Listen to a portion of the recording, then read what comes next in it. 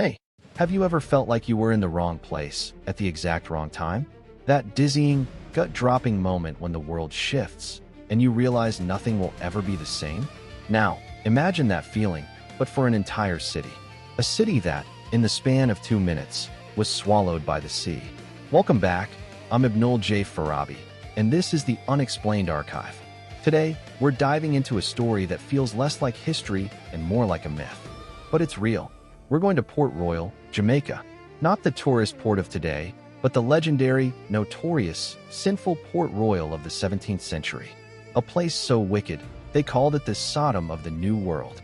And on June 7, 1692, it was utterly destroyed.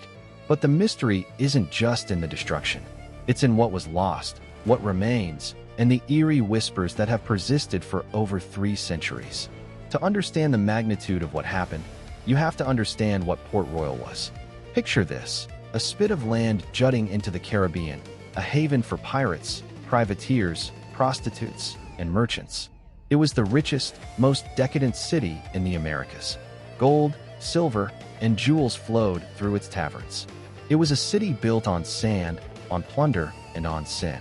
And many, including the fire and brimstone preachers of the time, believed it was a city living on borrowed time. Then, at 20 minutes to noon, the borrowed time ran out. The ground began to rumble. Not a gentle tremor, but a violent, rolling convulsion. Brick buildings shook apart. The sand beneath the city liquefied, turning from solid ground into a churning, sinking quicksand. People were swallowed where they stood. And then, the sea came. 2 massive tidal waves surged into the harbor, completing the cataclysm. When the water receded, 2/3 of the city was simply gone, vanished beneath the waves. Over 2,000 people died instantly. It was an event of such biblical proportion that it sent shockwaves, literal and philosophical, across the Atlantic world. The immediate reaction, of course, was that this was divine retribution, a punishment from God for the city's wickedness. And on the surface, it's a compelling narrative. A city of sinners, drowned in an instant. But as an engineer, I'm fascinated by the mechanics of it. The city was built on a precarious foundation of loose sand and coral rubble. When the earthquake hit, a process called liquefaction occurred. The shaking caused the water-saturated sand to lose its strength and behave like a liquid. The ground didn't just crack, it flowed. Buildings didn't just fall, they were ingested. It was a perfect, terrifying storm of geology and poor urban planning. Nature didn't moralize. It simply demonstrated an immutable law of physics on a catastrophic scale. And this is where our paranormal mystery truly begins. Because Port Royal didn't just disappear. It was preserved. The same sea that drowned it became its tomb, sealing it in a unique, anaerobic environment. What didn't rot? Artifacts didn't corrode as quickly. For centuries, the drowned city lay on the seabed, a frozen moment in time. A 17th century time capsule, waiting. When underwater archaeologists finally began systematic excavations in the 1950s and beyond, what they found was breathtaking. Not just bricks and bottles, but intimate, haunting snapshots of life and death. They found a pocket watch, its hands forever frozen at 11:43, marking the moment the earthquake struck. They found a tavern, with pewter plates still on the tables. They found the skeleton of a young girl, trapped in a doorway. And they found buildings still standing, walls upright, as if the city was just paused, holding its breath.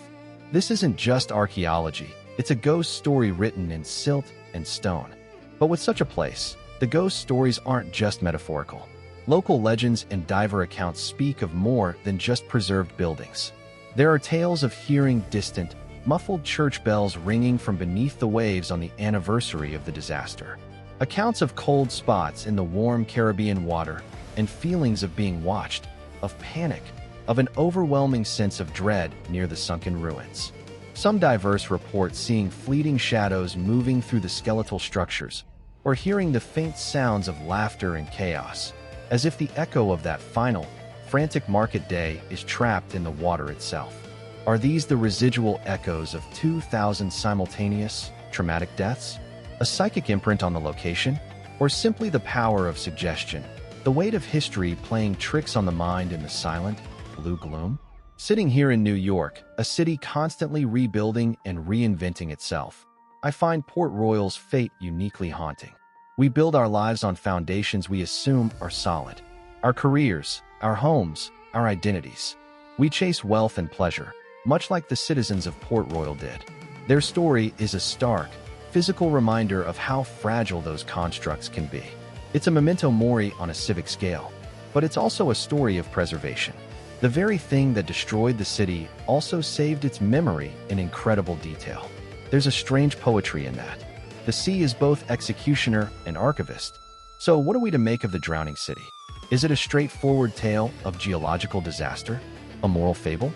Or is it something more? A place where the veil between past and present is uniquely thin, waterlogged and blurred? Perhaps it's all of those things. Port Royal challenges us to hold multiple truths at once. The scientific truth of liquefaction and plate tectonics. The historical truth of colonial ambition and pirate culture. And the human truth of tragedy, memory, and the stories we tell to make sense of the senseless. The submerged secrets of Port Royal aren't just about lost gold.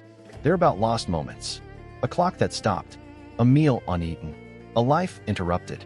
It reminds us that history isn't a dry list of dates. It's a collection of breathless, fragile human experiences.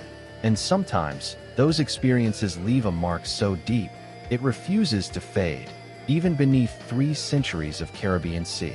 Thanks for listening to this episode of the Unexplained Archive. If these stories of lost places and lingering echoes resonate with you, please share the podcast with a friend. It truly helps us grow. This show is produced by Light Knot Studios. You can find more of our work and delve deeper into the archives at lightknotstudios.com. I'm Ibnul J. Farabi.